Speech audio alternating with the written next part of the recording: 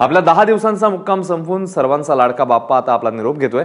मुंबईचा राजा अर्थात गणेश गल्लीच्या बाप्पाचं मंडपात प्रस्थान झालंय। मोठ्या ताटामाटात मिरवणूक सुरू झाली आहे आणि मिरवणूक मार्गावर गणेश गल्लीच्या राजावर पुष्पवृष्टी देखील ठिकठिकाणी करण्यात येते आणि अशाच एका ठिकाणची ही पुष्पवृष्टी आपण बघतोय। सकाळी मुंबईत पाऊस सुरू होता त्यामुळे गणेश भक्तांची जरा धांदल उडाली, मात्र त्यानंतर अनेक छोटे मोठे मंडळातले बाप्पा मंडपातून मिरवणूक मार्गांकडे निघतायत। त्यासोबतच गिरगाव आणि जुहू चौपाटीवर विसर्जन मिरवणुकीची किंवा विसर्जनाची जय्यत तयारी करण्यात आली आहे। वैभव परब आपले प्रतिनिधी आपल्या सोबत आहेत। वैभव, गणेश गल्लीचा राजा कुठपर्यंत पोहोचलाय?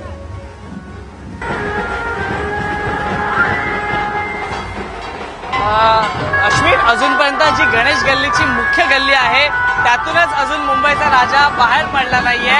या मुंबईच्या राजाच्या विसर्जनासाठी वरुण राजाने हजेरी लावलेली आहे आणि या वरुण राजाच्या हजेरीत देखील भक्तांच्या उपस्थितीत कसुबर मात्र काही कमतरता पडली नाहीये। जे भक्त सुरुवातीपासून होते तेच भक्त आपल्याला अजूनपर्यंत भर पावसात त्याच उत्साहात नाचताना दिसतात, बाप्पाला अलविदा करताना दिसतात। मुंबईचा राजा आता काहीच तासाने म्हणावं लागेल भारत माता जे मराठी टॉकीज आहे तिथपर्यंत मार्गक्रमण करत आहे। आपण पाहू शकतो की मुंबईचा राजा हळूहळू पुढे सरकत आहे, त्याचबरोबर भक्त मंडळी देखील तिकडे हळूहळू पुढे सरकताना दिसतात।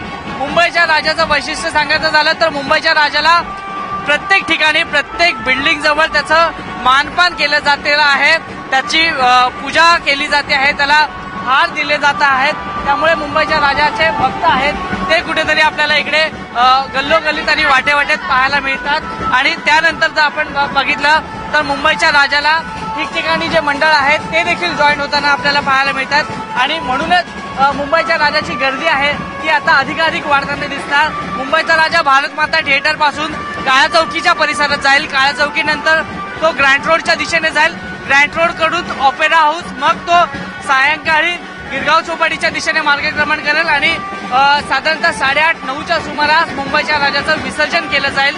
कदाचित 10 वाजू शकतात कारण का भक्तांची गर्दी पावसामुळे आता मार्गक्रमण कसं होईल याच्यावर अवलंबून आहे, पण ठिकठिकाणी भक्त आहेत, गणेश भक्त आहेत, मुंबईच्या राजाचे भक्त आहेत, ते आता ह्या गणेश गल्लीच्या मुंबईच्या राजाला जॉईन होताना दिसतील।